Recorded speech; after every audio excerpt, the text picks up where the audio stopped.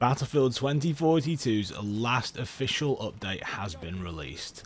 Update 7.2.0 is out. It came out on Tuesday. Everyone's been playing it and trying to use the Draugr and also get the new Strife LMG. But today I'm not going to be talking about the update or anything along those lines. What I'm going to be talking about instead is the end of this Battlefield era. You're probably thinking, Morty, what do you mean by that?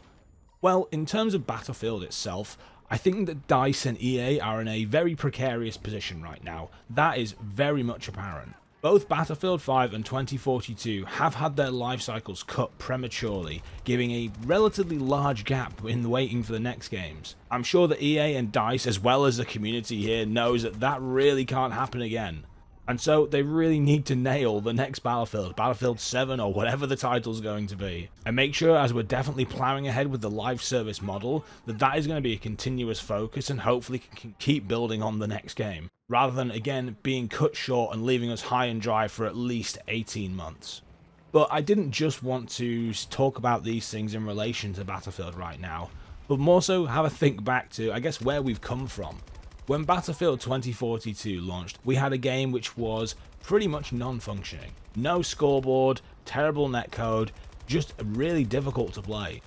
And as much as we've given the developers both constructive and maybe non-constructive criticism in some instances, it's fair to say that they have brought this game around to a position where they can be happy with it.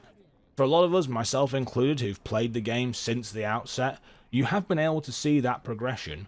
Of course, there's been missteps throughout that process as well. It's not been smooth sailing by any stretch of the imagination.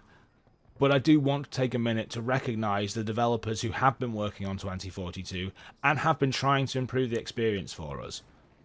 Myself and many others have voiced our opinions on YouTube and many other social medias as well, and I'd like to think the developers have taken a lot of that on board, and hopefully, if not implemented things in 2042, they recognise what needs to be added into the next game to make it the best Battlefield experience possible.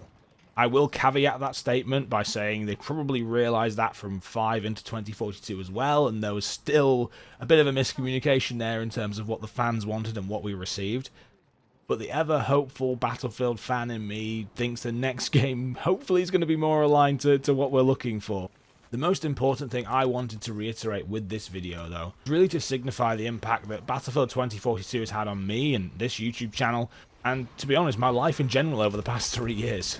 As those of you know who've watched my content for a little while, I've played Battlefield for well over a decade and a half now.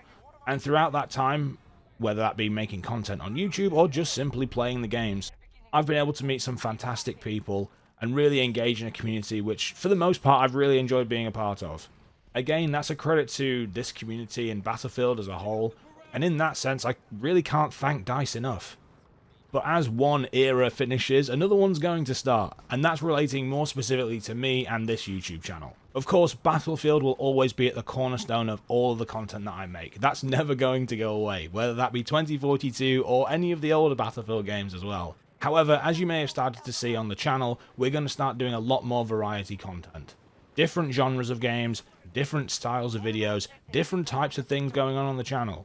I want this channel to become not just a Battlefield-based channel, but a channel that's based around me and my interests within gaming and more broadly speaking too.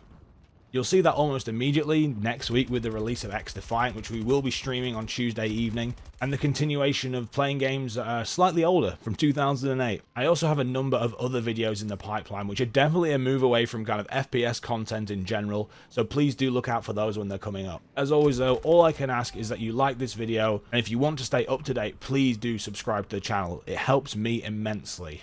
I know this was a bit of a shorter one today, but again, I always appreciate your time. Thanks very much for watching, and I'm sure I'll catch you in the next one.